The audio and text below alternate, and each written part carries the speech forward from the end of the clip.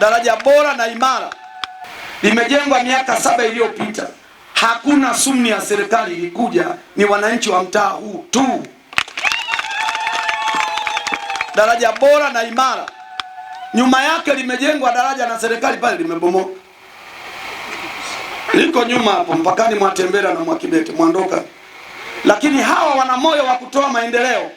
Kulia kwako mheshimiwa mbunge, kunapojengwa barabara, hatujaita excavator au mtambo wowote. Ni nguvu na akili ya wana Bombambili, ya wana Mwakibete.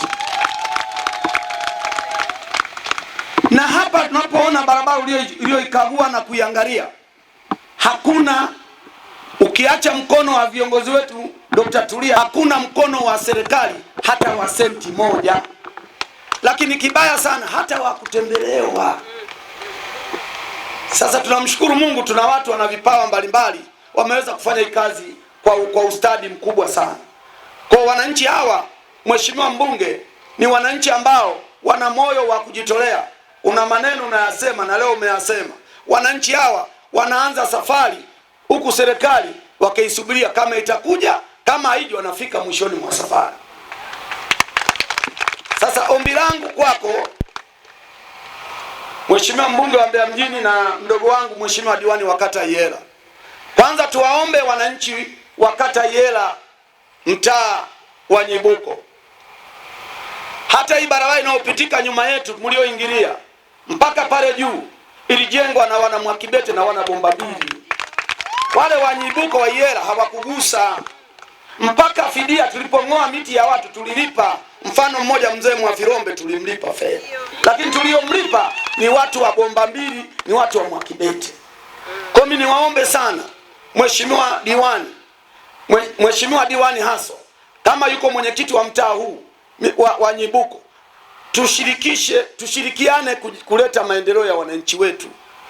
Kwa sababu haya maendeleo hayana mipaka, hayana kata, hayana majimbo. Ndio maana leo wabunge wetu wameonyesha mfano wa mshikamano. Wameonekana wote kwa jambo moja linalounganisha watu wao. Kwa tunaomba hata sisi wa chini tufanye haya ya kuunganisha watu wetu kwenye maendeleo. Kwa sababu kuna wakati watu wangu wakasema kwenye daraja hili watu wa Iyela wasipite, tuwe tunawatoza ushuru. Nikamwambia hapana. Ni kweli uongo?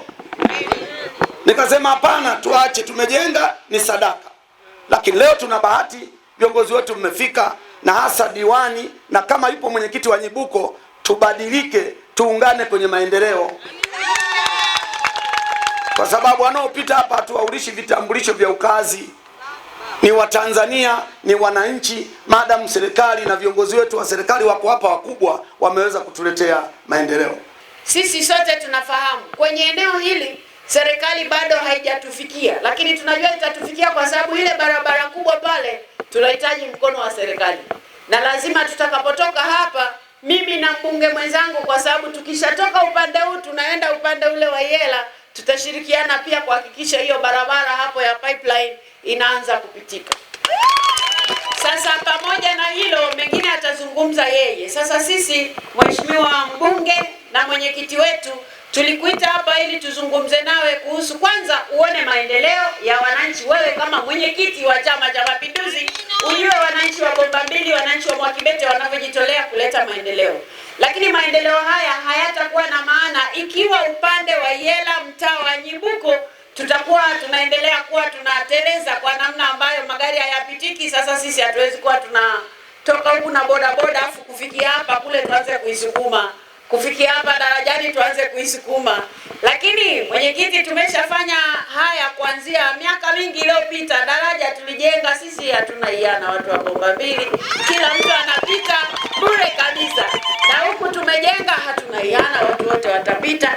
Sasa kwa sababu nguvu yetu ni ya taratibu kidogo, kwa sababu ya mazingira yetu, tumeona upande ule hatutaweza kuchanga upande huu ili tujenge upande ule. Ndio maana tumekuita wewe wa upande ule upande wa kule. Sasa nizungumze kidogo tu kwa kifupi, kwa sababu ya mwenyekiti wetu ana mambo mengi. Mwenyekiti wetu wa mtaa wa Nyibuko, sisi tuko tayari kabisa wana Bombambili kushirikiana nanyi. Kwa kweli mafundi hao wako vizuri kama mnavyoona, na tuko tayari lakini pia sisi pia kutumika upande huo kujenga, wala hatuna shida, tutaweza kutoa huo utaalamu kwa sababu tayari tumeshakuwa wataalamu kwenye eneo hilo. Kwa hiyo hilo tutasaidia. Pesa hizo mchanga wa wananchi, serikali ijiweka mkono wake hapa. Kwa mchanga wa wananchi kidogo kidogo wamepata karibu milioni 40, wamejenga kipande hiki na kipande hiki. Sasa kuna milioni 30,592 zinatakiwa. Mimi nitatafutia milioni 10. Shika na karatasi, andika hapo. Nitatafuta milioni 10 nitazileta. Kwa bado shilingi ngapi hapo? Milioni 21 ili kazi iendelee. Lakini kama alivyosema mheshimiwa mbunge, hawa mafundi kwa sababu ndio wana uzoefu na utaalamu, maendeleo ni yale yale. Wala hakuna kunyang'anyana fito. Mafundi hawa waliotumika kujenga huku, hawa ndio watumike na kujenga pia. Hawa na uzoefu na tumepita, mimi na wewe tumeona kiwango kilichotengenezwa ni kiwango cha hali ya juu, wala kuna mashaka aina yoyote.